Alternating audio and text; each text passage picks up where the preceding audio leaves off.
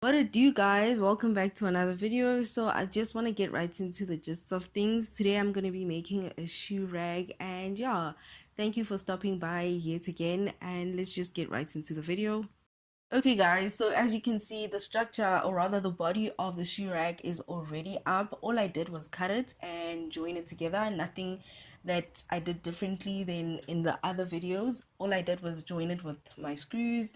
I used my drill and everything. So yeah, for the sake of the video, I just decided to just have the structure up, and I'll show you how I did everything to make it an entire shoe rack.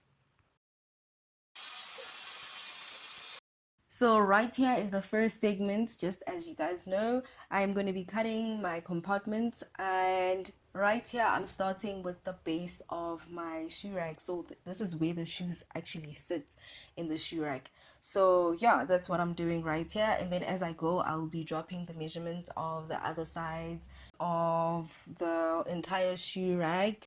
So basically what I'm doing is a repetition of the same thing 3 times, since I'm making 3 drawers, the cutting and putting together of the shelves. So I'm pretty sure you guys get it, that I won't be doing like showing each and every step on camera because it is gonna drag video. So yeah, let's watch and see how I put everything together after cutting.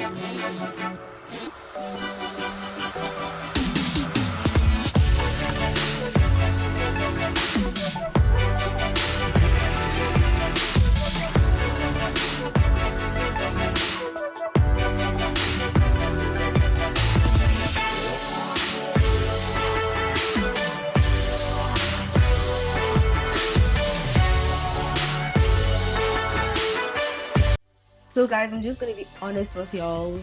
This doesn't look as easy as the video makes it seem. Like, there are parts where I tend to get a little bit of struggles, just like with this right here.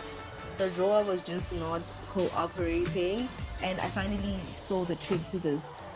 These runners are made so that when you put the drawer in, right, it has to snap into position. So I was struggling to get it to snap into position. So you might forcefully, which is what I did, you might forcefully try to snap it into position and ruin the whole thing.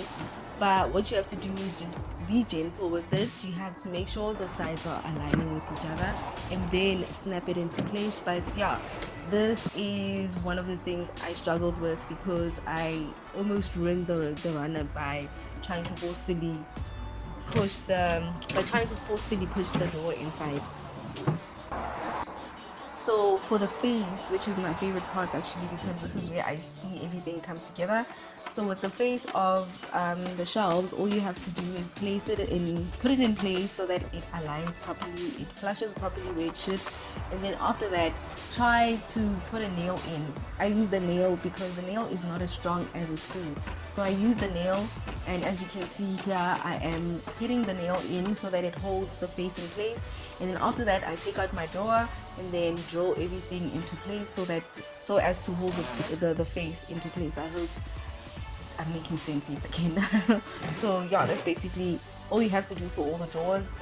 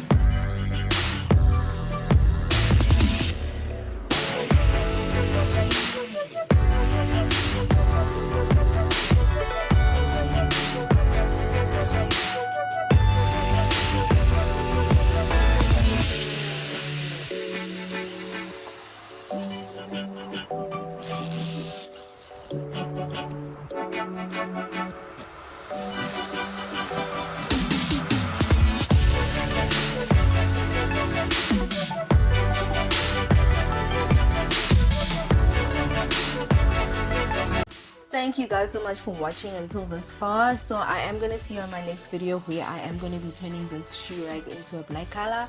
I'm going to take you through the steps and procedures that I do when I turn melamine, because this is a special type of wood.